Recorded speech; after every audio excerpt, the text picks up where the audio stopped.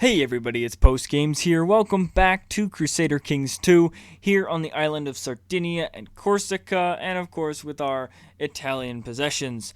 Where we last left off, I just realized that through the last two episodes, ever since we finally signed peace with Italy, I've just been hoarding massive amounts of wealth, not spending it. So that's where I'm going to start this episode. Is going through some of my less upgraded territories and giving them the upgrades that they deserve. So I'm going to get these barracks to get that heavy infantry. I'm going to pop down here. Oh, this one needs a ton. I think this one probably does too. Ooh, yeah. These need a lot of upgrades because I just focus so hard on Torres and Galera that I've been ignoring the rest of my territories. This one's probably just as bad for lack of upgrades. Got to keep that money flowing in. Which I'm making 22 wealth a month, which is quite good. It's quite good for the size of my kingdom. I've found that around that 22 gold per month rate is kind of the point that it's hard to really pass. I don't know. I have to have just like an absolutely massive amount of land to ever pass that amount.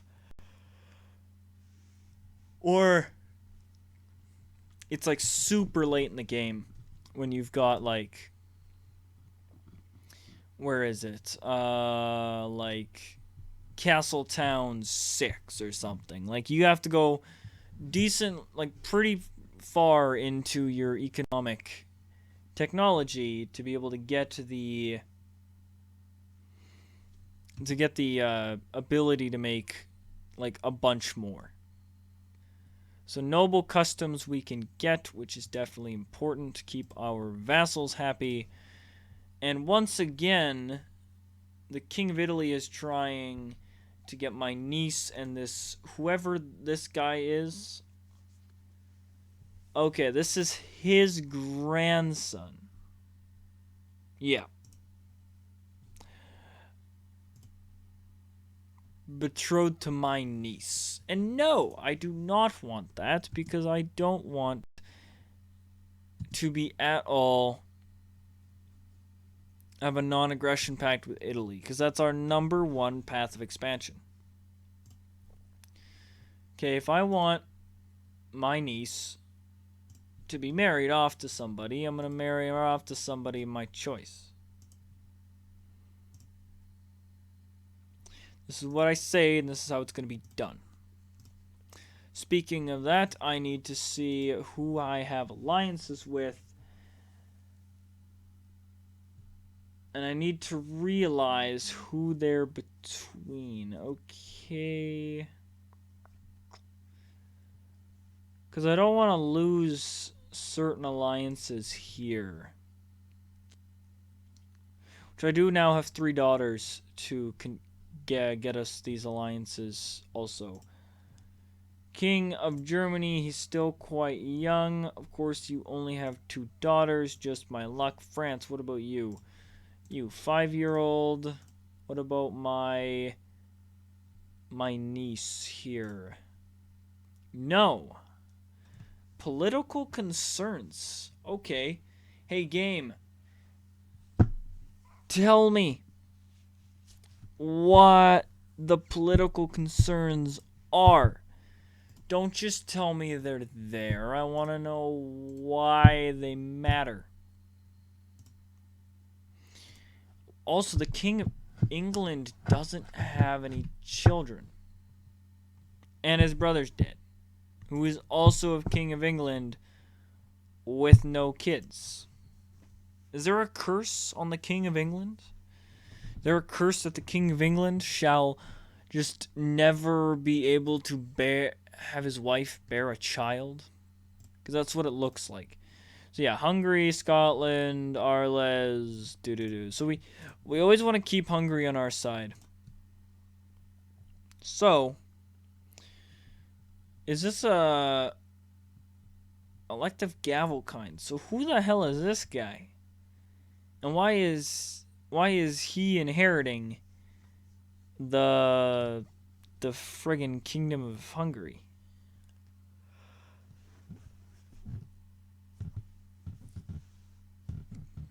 Because he has 2 male children.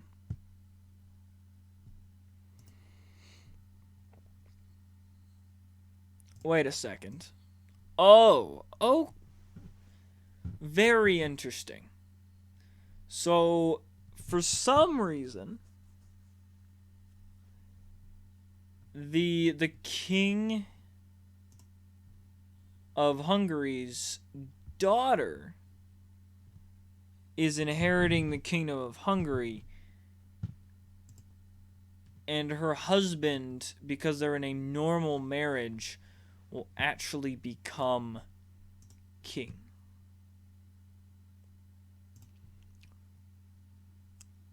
So why is this guy not the king of Hungary? But you know what? It don't matter too much to me, other than the fact that of classic, of course, they have no male kids. Because that would just, like, make sense. Or just be helpful. But in classic CK2 form, hell no, post-games. You do not get the good outcomes. 18-year? No. Shoot. What about you? Okay, you're the heir to the Duchy of Thames, which I don't actually know what that is. Thames. This one down here. Okay. Okay. I see. Alrighty.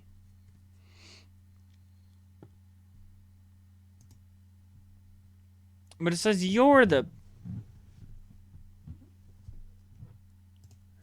It says like this guy's also this guy's heir.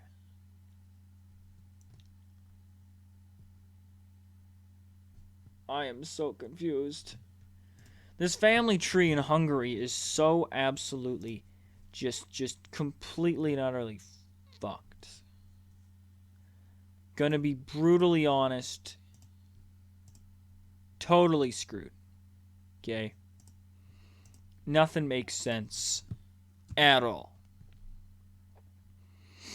But we've secured an alliance with that marriage there. But yeah, that was totally... What the heck was that? Everybody was married to everybody, and everybody's... the whole gavel kind Bolshevik just screws with everything.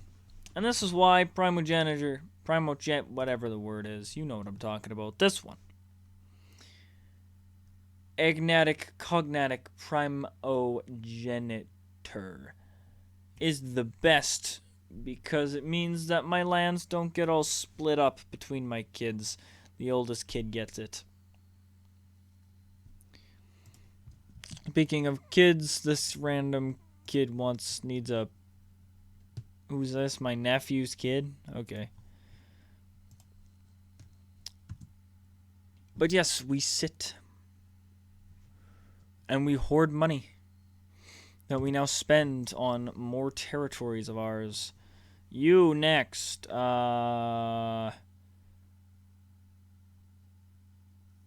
Training grounds. Yeah, I need that morale of army. Get the morale of army boost for all of my territories. At age 55, my sister has died bedridden and infirm.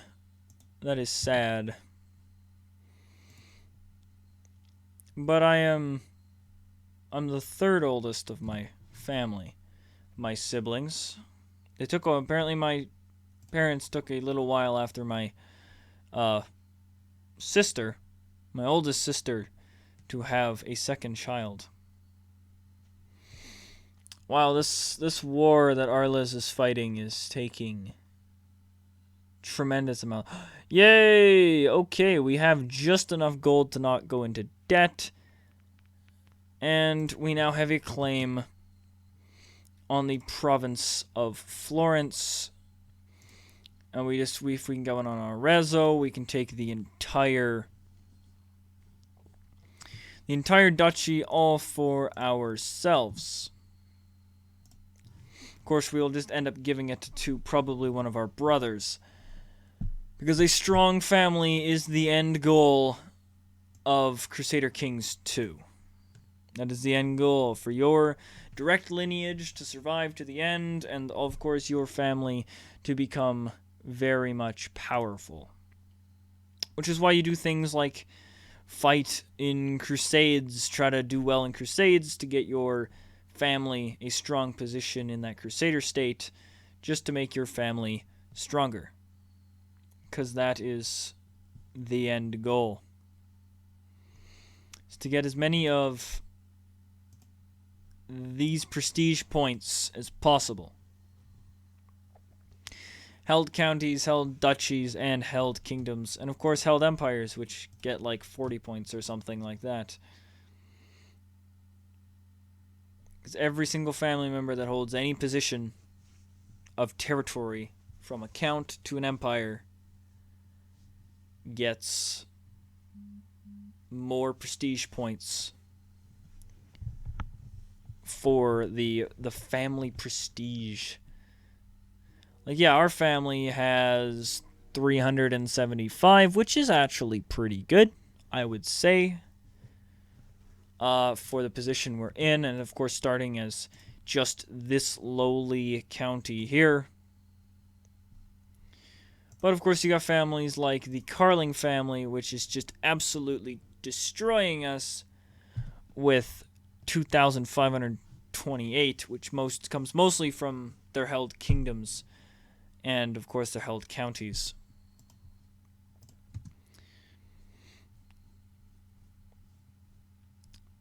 And of course, yeah, Carling actually apparently got their position back as the king of France, which they would have taken from, I do believe, apparently the Capets were not the kingdom of the kings. Most of the time when I play, the Capet family is like just straight up gets in there and dominates France for like just forever, pretty much. It's either them or the Carlings. It's always those two families come in and just dominate France for hundreds and hundreds of years.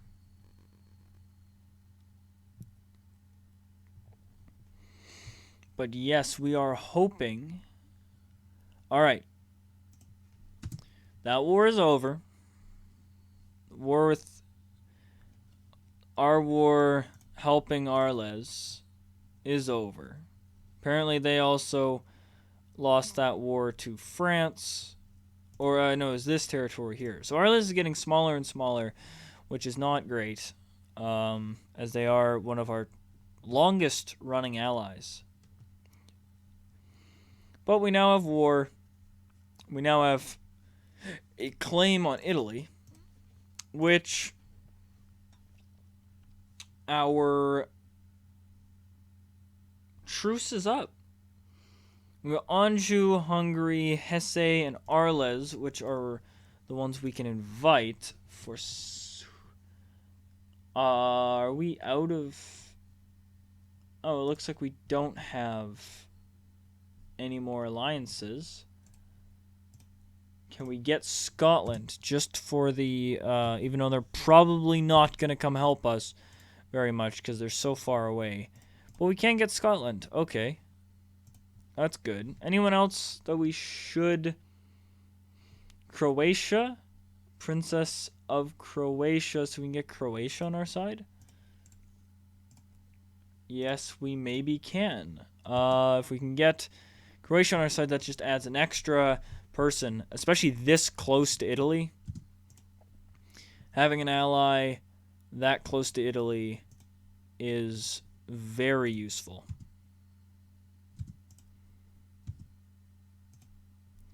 It's just, do we have a full army? And we do. Okay, world. This is great. Can I just wait for Arles to kind of rebuild their army a bit? And I'll actually quickly get a bunch of wealth so we don't go bankrupt, because that's one of the problems that I keep running into, is I keep forgetting that wars cost lots and lots and lots of money. It's just a direct thing when it comes to wars, is that they cost lots and lots and lots and lots of money. Well, I'm actually going to let this episode off here. Thank you guys so much for tuning in. If you enjoyed, drop a like down below.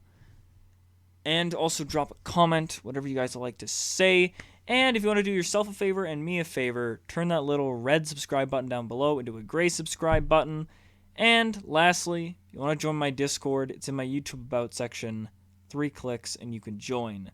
You guys have a really good rest of your day.